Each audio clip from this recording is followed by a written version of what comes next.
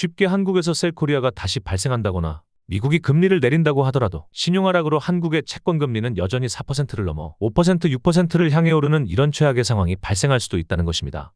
이렇게 위험한 정책이 바로 부채의 화폐화입니다. 안녕하세요, 오한마입니다. 2020년은 미국의 경제 성장률이 마이너스 31.2%를 기록할 만큼 그 당시 경제 쇼크는 상당했습니다. 우리나라 또한 전례 없는 실물 경제 위기로 통계 집계 이후 최대 파산을 기록하며 정부가 중소기업과 자영업자를 대상으로 상환 유예 정책을 실시할 만큼 상황은 최악까지 치닫았습니다. 그래서 그 당시 대안으로 나왔던 것이 바로 한은법 제80조였습니다. 한은법 80조는 최종대부자론법이라 불리며 한국 경제가 최악의 기로에 직면할 경우 예외적으로 발동하는 최후의 수단입니다. 그 당시 한국은행은 사상 처음으로 외환위기와 금융위기 때도 안 썼던 무제한 돈 풀기를 실시합니다. 급격한 유동성 위기로 밀려드는 자금 수요를 도저히 시장이 감당할 수 없었기 때문에 한은이 직접 창구를 열어서 아예 자금 공급 한도를 허물어버린 것입니다. 그 당시 정부는 한은의 자금 지원에 기대 긴급 구호자금 100조 원에서 한 발 더 나아가서 피해 기업 지원을 위한 금융권의 자금 수요까지 모두 받아주었습니다. 하지만 문제는 그 이후였습니다.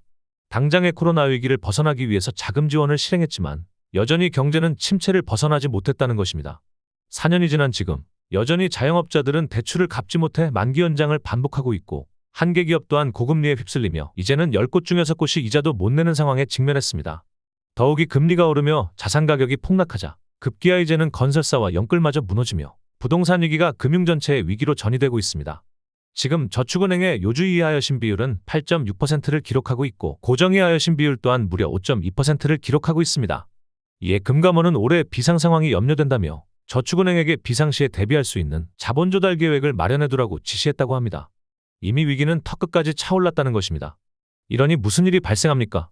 오는 7월부터 유동성 공급 대상 기관에 저축은행을 포함한 비은행 기관들도 선정된다고 합니다. 이미 비은행 기관들은 오는 7월에 있을 한은의 공개시장 운영 입찰에 대비해서 국채 보유를 늘리는 등 포트폴리오를 조정 중이라고 합니다. 비은행 기관이 공개시장 운영 대상에 포함된다는 것은 생각보다 상황이 심각하다는 것을 반증합니다. 쉽게 작년 새마을금고에서 뱅크런이 발생하니 채권 시장에서 무슨 일이 발생했습니까? 뱅크런 위기를 극복하고자 새마을금고가 5조가량의 채권을 던지자 채권 시장이 흔들리며 금리가 일제히 상승했습니다. 결국 5대 은행과 정부의 유동성 공급으로 채권 시장을 겨우 안정시켰지만 그 여파는 여전히 심각한 수준으로 지속되었습니다. 그런데 만약 부실위기로 새마을금고를 포함해서 저축은행까지 무너지면 어떻게 될까요? 이미 저축은행 업계를 포함해 수많은 비은행 기관이 적자를 경험하고 있습니다.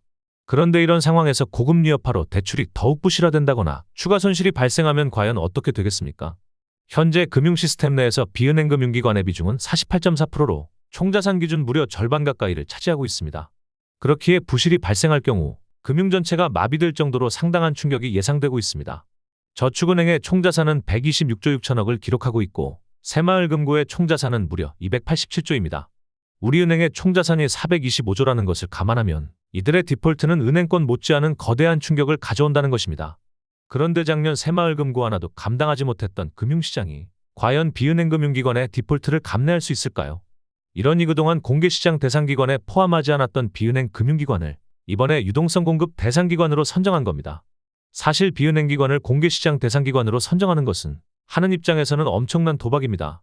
만약 상황이 최악까지 치닫지만 않았더라면 한은은 절대로 이런 결정을 내리지 않았을 겁니다. 비은행권의 대출 건전성은 은행권과는 비교할 수 없을 정도로 처참한 수준입니다. 업계 2위인 OK저축은행의 경우 전체 부동산 대출 중 75%가 브릿지론입니다. 거기다가 PF와 함께 저축은행의 영업자산을 대표하는 대출이 무려 신용대출입니다. 작년 OK저축은행의 전체 대출 자산의 45%가 신용대출이었습니다. 그리고 지금도 급전 대출 상품을 필두로 여전히 신용대출 규모는 확대되고 있습니다. 신용대출은 위기 발생 시 상당히 위험한 대출 자산입니다. 담보도 존재하지 않으며 위기시 돌려막기가 성행하기에 리스크 또한 매우 높습니다. 그러니까 지금처럼 위기가 닥쳐온 상황에서는 순식간에 은행의 부실률을 급등시키는 위험자산이 바로 신용대출이라는 것입니다. 그런데 지금 돌려막기가 성행하는 상황에서 급전대출이라는 상품을 팔아제낀다고요? 이건 뭐 불난집에 부채질하는 것과 다름이 없습니다. 물론 이해는 갑니다. 예전 영상에서도 말씀드렸지만 신용대출 같은 무담보대출의 경우에는 위기시 대출을 더욱 확대할 수밖에 없습니다. 쉽게 지금 저축은행들의 소액대출 연체율은 8.12%입니다. 한국투자저축은행은 13.47%를 기록하고 있고 웰컴저축은행의 경우에도 7.57%를 기록하고 있습니다. 돌려막기가 성행하는 만큼 대출이 부실화될 수밖에 없는 상황이라는 것이죠. 그런데 정말 이상하게도 OK저축은행의 연체율은 무려 3%입니다. 이게 어떻게 된 일일까요? 그 해답은 대출 규모에 존재합니다. 작년 OK저축은행의 소액 신용대출 잔액은 3,631억 원으로 전년 동기 대비 무려 26.1% 증가한 규모였습니다. 이게 어느 정도 수준이냐면요. 5대 저축은행의 소액 대출 총액이 6,690억 원이었습니다. 그러니까 소액 대출의 절반 이상을 OK저축은행이 홀로 차지하고 있었다는 것입니다. 저축은행의 연체율은 기존 기표된 대출의 연체와 신규 대출의 연체를 합쳐 전체 연체율을 계산합니다. 그러니까 기존 대출에서 연체율이 10%가 나왔다면 신규 대출을 늘려 기존 연체율을 희석시키는 것이 가능하다는 것입니다. 이러니 연체율을 낮추기 위해서는 계속해서 신용대출을 확대할 수밖에 없다는 것입니다. 그런데 이런 저축은행을 공개시장 대상에 편입시킨다고요? 물론 비은행권이 금융시스템에서의 차지하는 비중이 높기에 한은의 직접적인 유동성 공급으로 당장의 뱅크런 같은 금융불안은 잠재울 수 있을 겁니다. 공개시장 대상기관으로 선정되게 되면 위기시 한은의 지원을 신속하게 받을 수 있으니까 말입니다. 하지만 문제는 대외 신인도입니다. 부채의 화폐화는 많은 부작용을 가져옵니다.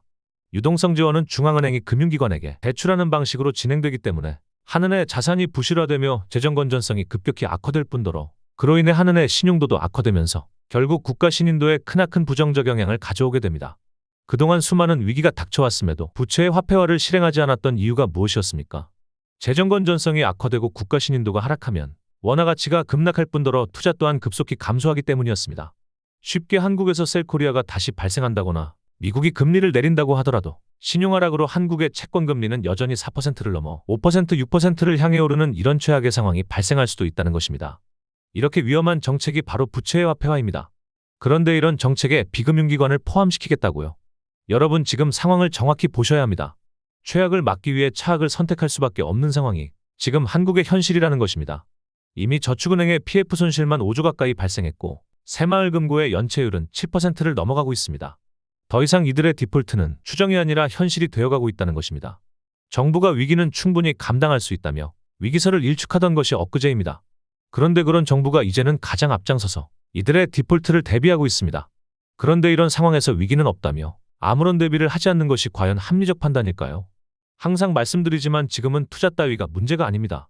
지금은 대규모 부실 위기로 인해 금융 시스템이 붕괴될 위기에 직면한 상황입니다. 이미 저축은행과 시중은행들의 신용등급이 하락하고 있고 기업들의 신용위기마저 고조되고 있습니다. 신용등급이 하락하면 조달 비용이 늘어나며 금융시장 전반적으로 금리가 상승합니다. 영끌들부터 수많은 기업들이 지금의 금리도 버티지 못하고 있습니다. 그런데 여기서 금리가 더 올라가면 과연 이들이 지금처럼 버틸 수나 있을까요? 시장이 위험할 때는 그저 관망하는 것이 가장 좋은 판단입니다. 부디 현실을 직시하시고 나와 내 가족의 행복을 지키실 수 있는 현명한 판단을 하시길 바라겠습니다. 오늘은 여기까지입니다. 시청해주신 모든 분들 감사합니다.